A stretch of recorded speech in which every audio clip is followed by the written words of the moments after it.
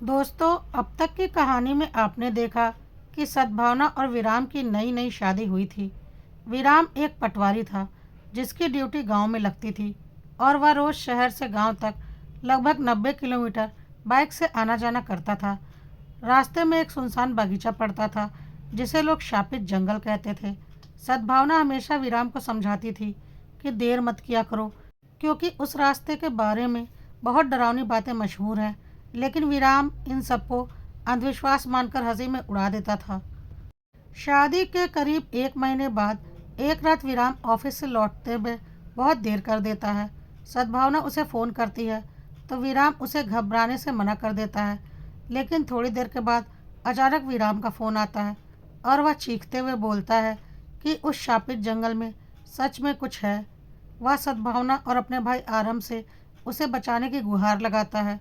Phone पर उसकी डरावनी चीखें सुनाई देती हैं और फिर फ़ोन कट जाता है। आरम और सद्भावना तुरंत उस जंगल की तरफ जाते हैं। पुलिस भी वहां पहुंचती है।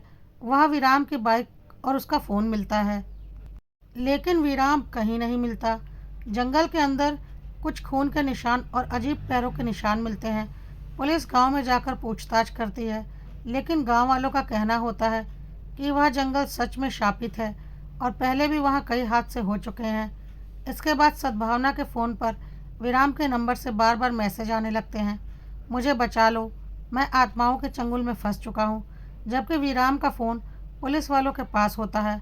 साइबर टीम भी पता नहीं लगा पाती कि ये मैसेज कैसे जा रहे हैं, क्योंकि तकनीकी रूप से मैसेज विराम के फ़ोन से ही भेजे जा रहे होते थे। धीरे धीरे पुलिस इस केस को दूसरे एंगल से देखना शुरू करती है। उन्हें पता चलता है कि कॉलेज के समय सद्भावना का गगन नाम के लड़के से अफेयर था। दोनों शादी करना चाहते थे, लेकिन परिवार वाले तैयार नहीं थे, इसलिए उनका रिश्ता खत्म हो गया। अब पुलिस और विराम के परिवार को शक होने लगता है कि कहीं सद्भावना और गगन ने मिलकर विराम के साथ कुछ गलत तो नहीं किया। सद्भावना लाख समझाती है कि उसका और गगन का रिश्ता बहुत पहले खत्म हो चुका था और वह विराम को अपना पति मानकर उसके साथ खुश थी। लेकिन कोई उसकी बातों पर भरोसा नहीं करता। पुलिस गगन को खोजने की कोशिश करती है, लेकिन वह भी गायब होता है। बाद में पता चलता है कि गगन ने अपने माँ बाप को अचानक किराए के घर में शिफ्ट कर दिया था और खुद कहीं छुपकर रह रहा था। इससे पुलिस का शक और बढ़ जाता है, लेकिन तभी मामला पूरी तरह से पलट जाता है जब पुलिस को एक फ्लैट में बदबू आने की शिकायत मिलती है। दरवाज़ा तोड़कर अंदर जाने पर पता चलता है कि गगन की हत्या हो चुकी है और उसकी लाश फ्लैट में पड़ी है। अब मामला और उलझ जाता है। अगर सद्भावना और गगन ने मिलकर विराम को रास्ते से हटाया होता तो फिर गगन खुद क्यों मारा जाता।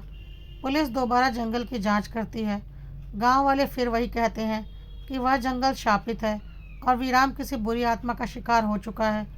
दूसरी तरफ पुलिस को शक होता है कि कोई बहुत बड़ी साजिश रची गई है और भूत प्रेत की कहानियों का इस्तेमाल सिर्फ डर पैदा करने के लिए किया जा रहा है। समय बीतता जाता है।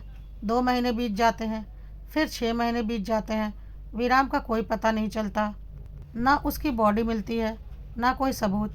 आखिरकार पुलिस केस को लगभग अनसुलझा मान लेती है। सद्भावना को भी अब निर्दोष माना जाने लगता है, क्योंकि उसके खिलाफ कोई सबूत नहीं मिलता। वह वापस अपने ससुराल आ जाती है, लेकिन विराम के बिना उसका जीवन पूरी तरह से उजड़ चुका होता है। धीरे धीरे विराम के फ़ोन से मैसेज आने भी बंद हो जाते हैं और आखिरकार 6 महीने के बाद विराम को मृत मानकर उसका अंतिम संस्कार कर दिया जाता है। लेकिन सबसे बड़ा सवाल अब भी वही है, अगर विराम मर चुका है तो उसकी बॉडी कहाँ गई? अगर उसे किसी प्रेतात्मा ने मारा है तो गगन को किसने मारा? क्या सच में उस शापित जंगल में कोई बुरी शक्ति है, या फिर कोई ऐसा इंसान है जिसने इतने बड़े खेल को बहुत चालाकी से रचा है? आइए देखते हैं आगे क्या हुआ। काफ़ी वक्त बीत चुका था। अब विराम के जीवित रहने की लगभग सारी संभावनाएं खत्म हो चुकी थीं, लेकिन हाँ, उसकी मृत्यु का भी कोई प्रमाण नहीं मिला था और अंदर ही अंदर सब लोग मान चुके थे कि विराम तो इस दुनिया में ही नहीं है। लेकिन यह किसी को नहीं पता था कि उसकी मौत हुई कैसे। सद्भावना भी अब स्वीकार कर चुकी थी और ज़िंदगी में आगे बढ़ना चाहती थी। ससुराल वालों के लिए धीरे धीरे सद्भावना अब बोझ बनती जा रही थी और सद्भावना को भी पता था कि जो ससुराल वाले उसे उसके पति का कातिल समझ रहे हैं, वह उसके अपने कभी नहीं हो सकते। कब तक वह इस तरह से ससुराल में रहेगी।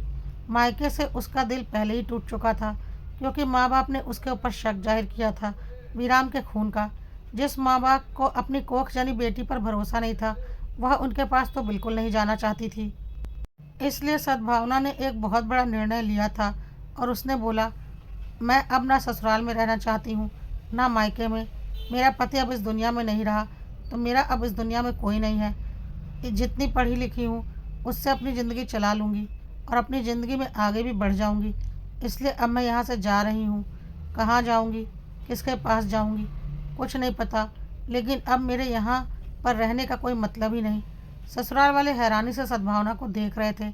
वैसे उन्हें कोई खास फर्क नहीं पड़ रहा था, क्योंकि वीराम के लौटने की गुंजाइश तो समाप्त हो चुकी थी, और जब बेटा ही नहीं रहा तो शादी के बाद 1 महीने तक सुहागन रही बहू से उनके लिए क्या मोल था।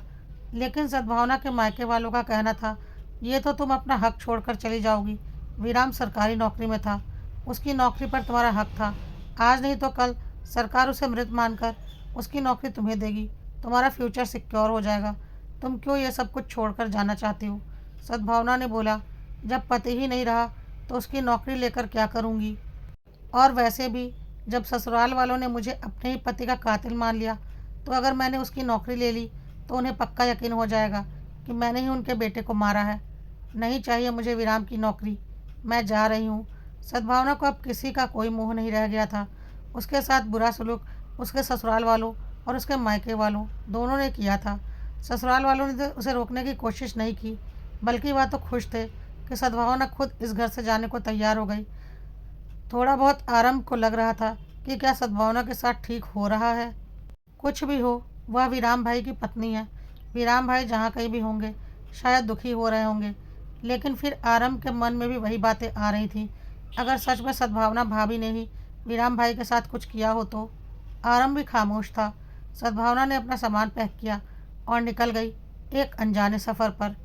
7 साल बीत चुके थे। अब सब सामान्य हो गए थे। आरंभ की भी शादी हो चुकी थी। सब लोग अब अपनी ज़िंदगी में आगे बढ़ चुके थे।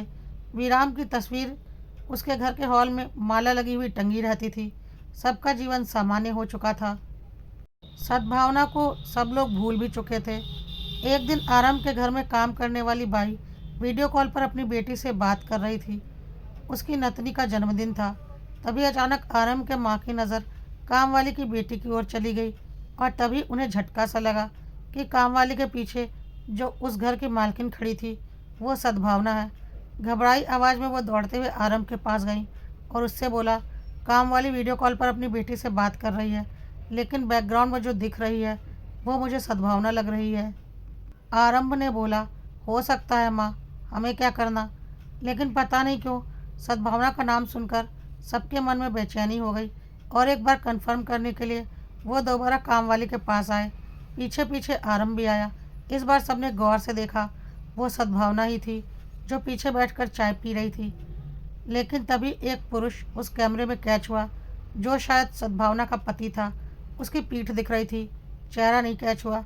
उसने सद्भावना के माथे पर किस किया और बैग लेकर घर से बाहर जाने लगा। यह सब कुछ देखकर आरंभ और उसके माता पिता के मन में अजीब सी बेचैनी हो गई। हालांकि सद्भावना से अब उनका कुछ भी लेना देना नहीं था, फिर भी उनके मन में यह बात घर कर गई कि सद्भावना ने किससे शादी की है, उसका पति कौन है। काश हमने उसके पति का चेहरा देख लिया होता। आरंभ को भी ऐसा ही लग रहा था कि सद्भावना की ज़िंदगी में जो नया इंसान आया है वो कौन है, हम उसका चेहरा क्यों नहीं देख पाए। और फिर धीरे धीरे उन्होंने कामवाली से घुमा फिरा कर उसकी बेटी के बारे में पता करना शुरू किया। तो पता चला उसकी बेटी किसी बड़े आदमी के घर पर खाना बनाने का काम करती है। बहुत अच्छे लोग हैं, सैलरी भी अच्छी देते हैं।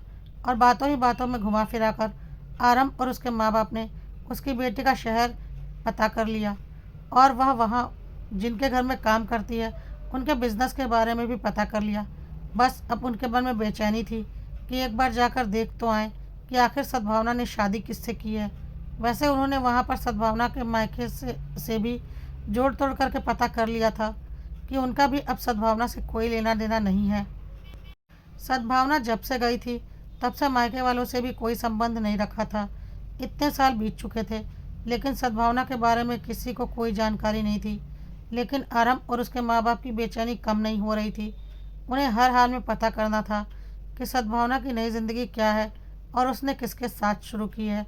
और फिर आखिर वह लोग उस शहर में पहुंच ही गए, क्योंकि काम वाली से उन्हें पता चल चुका था कि सद्भावना उस शहर के एक मॉल में एक बहुत बड़े सैलून के मालिक की पत्नी है और बहुत अमीर लोग आते हैं वहाँ। वहाँ का बेस्ट सैलून था और मेकअप के लिए तो काफ़ी फेमस था। फिर आरम अपनी पत्नी के साथ उस मॉल में गया और उसी सैलून में पहुंचा। सच में बहुत शानदार सैलून था। चार्जेस भी बहुत हाई थे। कोई साधारण इंसान इतने बड़े मॉल में ऐसा सैलून खोलने की सोच भी नहीं सकता था। सद्भावना इतने अमीर आदमी से शादी कैसे कर सकती है। खैर, आरम और उसकी पत्नी अंदर गए। सामान्य सा माहौल था। स्टाफ अपने काम कर रहे थे। वहाँ से कुछ खास पता नहीं चला, क्योंकि सैलून का मालिक और मालकिन तो वहाँ थे ही नहीं।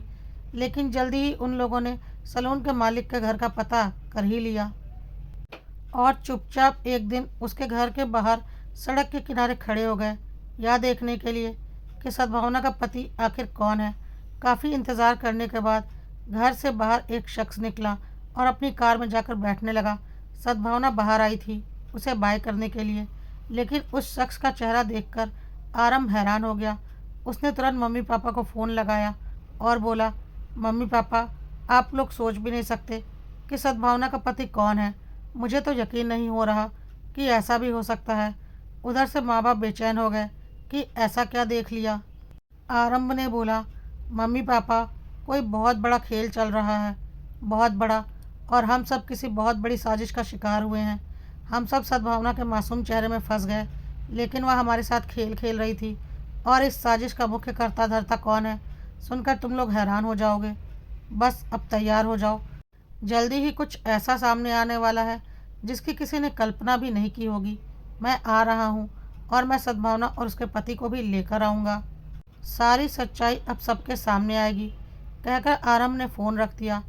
आरम ने आखिर ऐसा क्या देख लिया था जिसकी वजह से वह इतना बेचैन हो गया था, और कौन था सद्भावना का पति जिसे देखकर आरम हैरान हो गया था। जल्द ही इसके अगले भाग में पता चल जाएगा। अगर आप लोगों को समझ में आ गया है कि सद्भावना का पति कौन था, तो कमेंट में ज़रूर लिखिएगा। देखते हैं किसे किसे समझ में आ गया है कि सद्भावना का पति कौन था। और इंतज़ार कीजिए इसके अगले भाग का, जो कि जल्द ही पब्लिश करने की कोशिश की जाएगी। तब तक अगर कहानी पसंद आ रही हो तो कड़वा सत्य को लाइक, फॉलो और सब्सक्राइब करना मत भूलिएगा।